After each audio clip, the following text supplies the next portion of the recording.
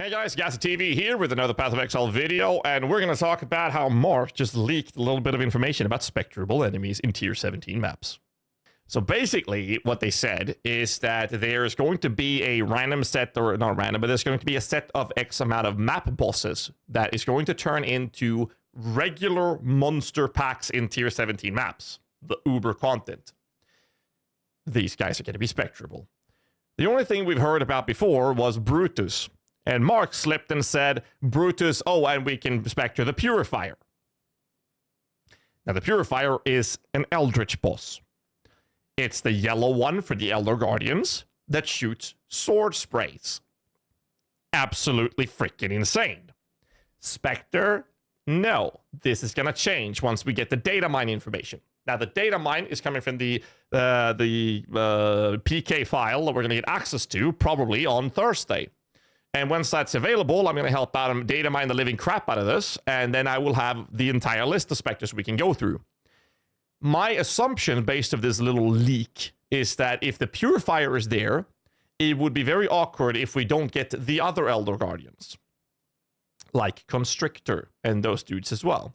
It also makes me believe that we're going to have the actual Maven, or the Shaper Guardians, which means Minotaur, Hydra, Alhesman. You know, to what extent these things will go, I have no idea. Because can you imagine if we get access to like Veritania, we get maybe access to Baron, you know, the Drox, for example? I have no idea. I am super excited about this, and someone in chat mentioned earlier today that one of the videos, it looked like one of the specters were providing a precision aura, which is similar to the idea of aura bot supporting specters that we used back in Affliction League. This makes me very excited, and I'm super hyped about testing this out, but I'll have the list once the PK file is available for data mining. However, specter builds have fallen from grace and are not really that attractive these days, and therefore nobody really engages with it too much because they're just bad. However, Tier 17, there's a boss that will drop Wraithlord helmets.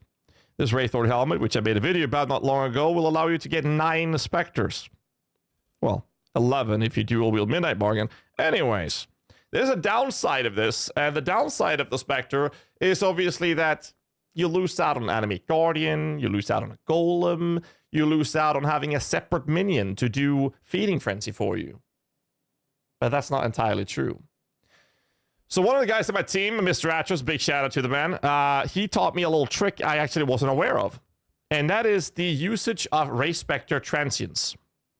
Now, Ray Specter Transients allows you to summon more specters than your permanent specters. However, I'm going to give you the numbers. So let's assume that you're able to summon 9 permanent specters.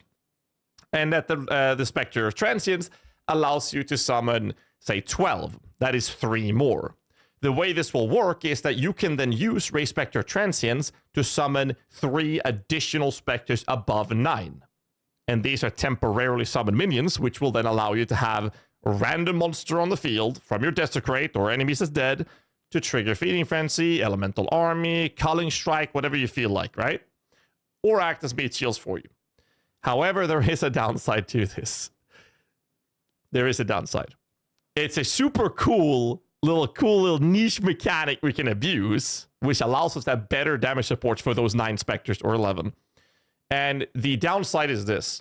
If you have the example of having 9 permanent specters, and then up to 12 with transients, so 3 extra transient specters, if you summon a 4th one of a transient specter, it's going to replace the oldest summoned specter, which means you're replacing one of your permanent ones.